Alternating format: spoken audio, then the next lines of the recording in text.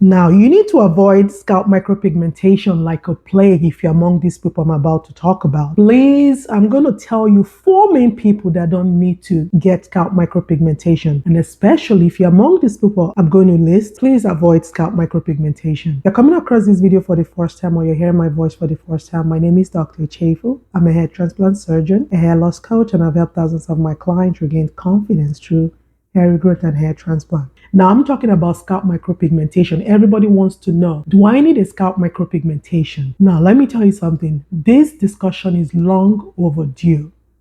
Yes, because you need to know what is right for you and how to make the right decision for yourself. Now, here are the 4 people that don't have any business with scalp micropigmentation.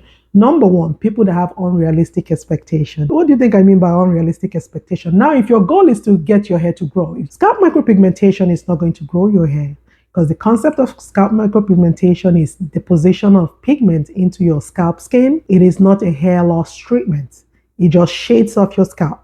So if you have unrealistic expectation, expecting it to grow your hair, or they've told you it's going to help grow your hair, cancel that procedure. You're going to be disappointed. Now, this leads me to my next point. If you have a history of keloids or family history of keloids, or you don't even know if you're prone to keloids, let me tell you something. If you're dark-skinned and you go for a scalp micropigmentation, I want you to understand that there's a possibility you might have keloids. So if this is you thinking about a scalp micropigmentation, and you're prone to keloids, avoid it. Unless you make sure you go to a place that can manage if there's any complication that comes from it. Make sure you understand that. And this leads me to my next point. Who should avoid scalp micropigmentation? Avoid it like a plague. If you just had a hair transplant, please listen to me. Avoid scalp micropigmentation. The first 4 months after a hair transplant is the most critical time after your hair transplant.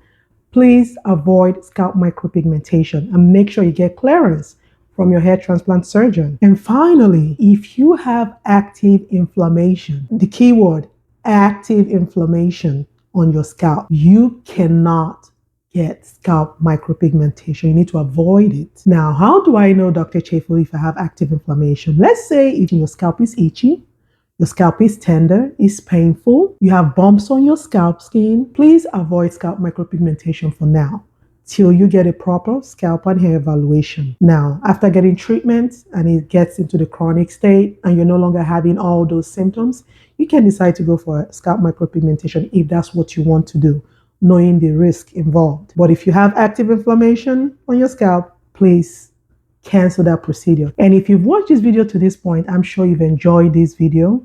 I need you to head over to YouTube. YouTube name is Dr. Chefu. I teach you simple tips and tricks concerning hair transplant and hair regrowth. Go ahead and watch my videos on YouTube. I promise you, you won't regret it. You will enjoy those videos. Now, in summary of what I've said, 4 people that need to avoid scalp micropigmentation, they need to actually avoid it like a plague. Number 1, if you just had a hair transplant. Number 2, if you have any sign or symptom of active inflammation on your scalp.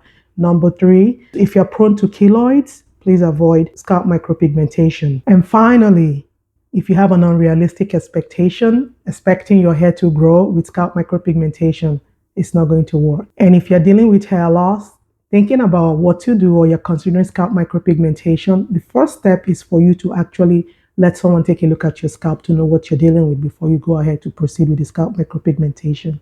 So go ahead and make an appointment with us. We offer free virtual appointments. Somebody from my team will get in touch with you, talk to you, and make sure and find out what you need concerning your hair loss. And until next time, stay safe. Bye-bye.